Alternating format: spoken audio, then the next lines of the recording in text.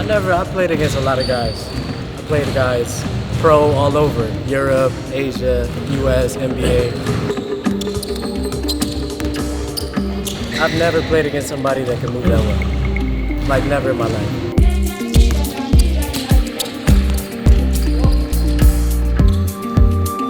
Kind of like Kyrie. Like he just has a good basketball instinct. Like my thing is I never get beat. That's my goal, is to not get beat. You can score over me, shoot over me, but you're not gonna beat me to the basket. He made it super hard for me to do that.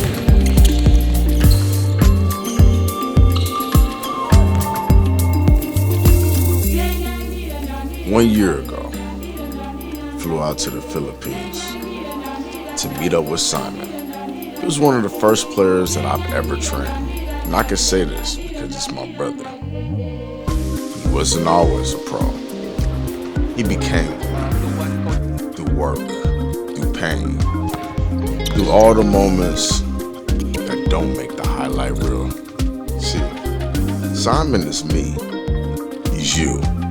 He's your average guy. The only difference is he refuses to be denied.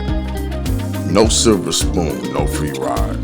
Just hustle and limitless pride.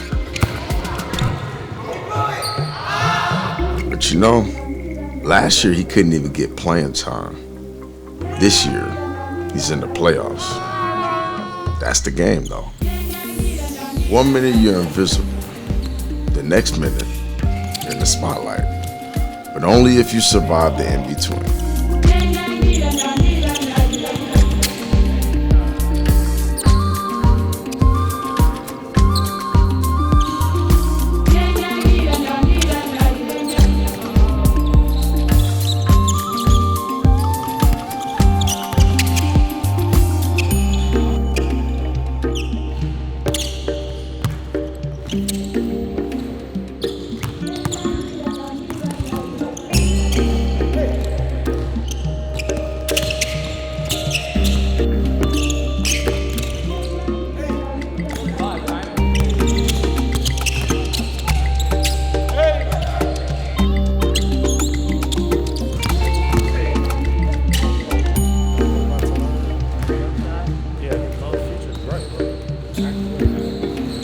Sick right now. He's hot. He's hot. He didn't want to shake my hand. But it's a good thing that he feels like it because he hates losing. But you gotta be in control. Like one thing we know is wins and losses. You know? Bro, you're gonna go through your ups and downs. The only thing you can do is control what you can control. Bro. Exactly. That's getting in the gym, staying in the gym with Dev, and then when that opportunity picks up, you're ready for it. That's all you can do. Stuck in the middle of who he is and who he wants to be.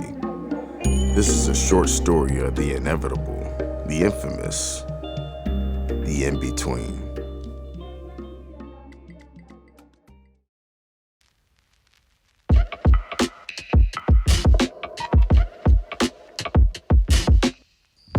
So I'm just waiting to go to China, doing all this stuff that I don't want to do, stretching, ice bath, all this mobility stuff. But you know, it's good for me right now.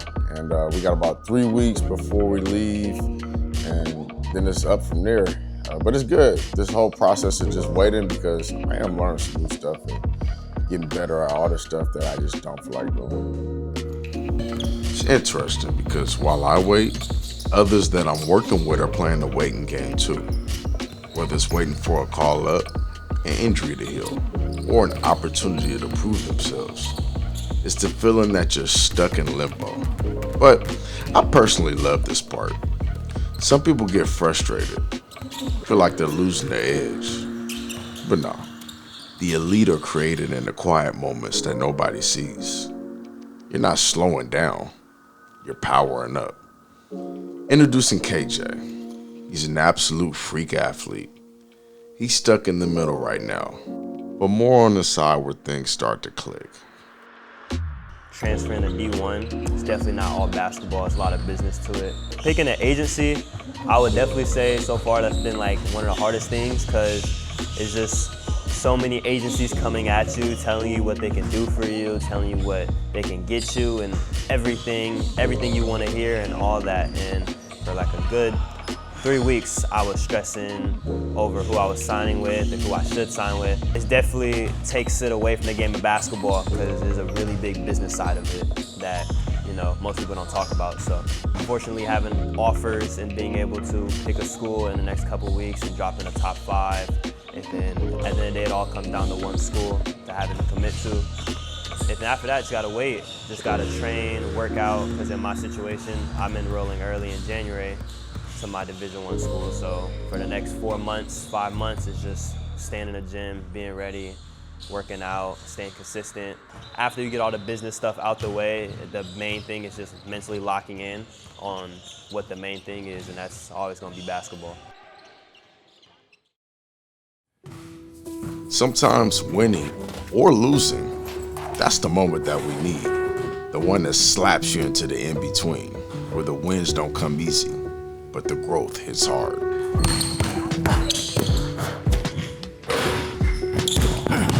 Never thought I'd be in Philippines, you know, me seeing the old me and all that type of stuff, I never would have thought I'd be there.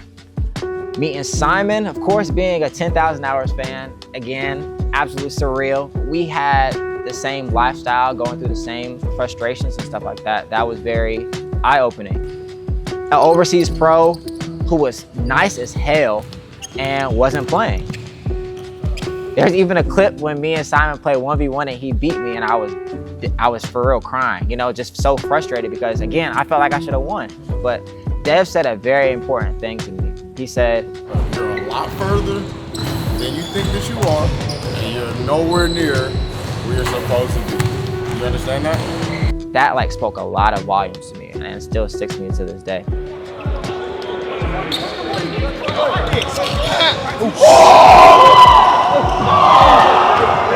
I will be real, Jordan.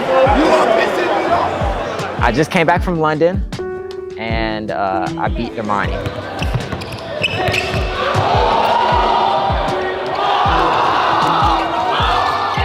I know a lot of y'all see I play different now, shot selection, all that type of stuff. That's just from what I learned with Deb over time.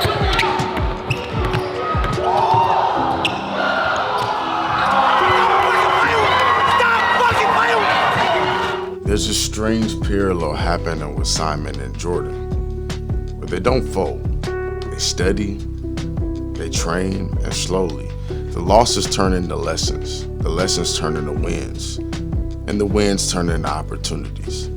Simon's out in the Philippines owning his own club, got a coffee named after him. He's doing all right. And Jordan, he's doing all right himself.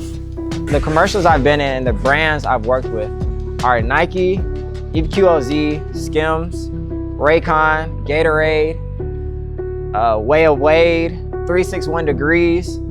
I am extremely grateful of all of them, and I know more is coming, so, you know, just gotta speak that into existence. But yeah, man, it's been a journey so far. The in-between, it's not glamorous, it's not loud, and it's not supposed to be easy. But that's where the magic happens. That's where your foundation gets built, when nobody's clapping for you, when the lights are off. And it's just you, your work, and your belief. You may feel like you're stuck, but you're not. You're sharpening. You're growing. You're becoming the best version of yourself that the world hasn't seen yet. So be patient. Don't rush it. Work like your future depends on it, because it does. And just learn to love the process. Because when the moment comes, you won't have to get ready. Only the beginning. You'll already be built for it.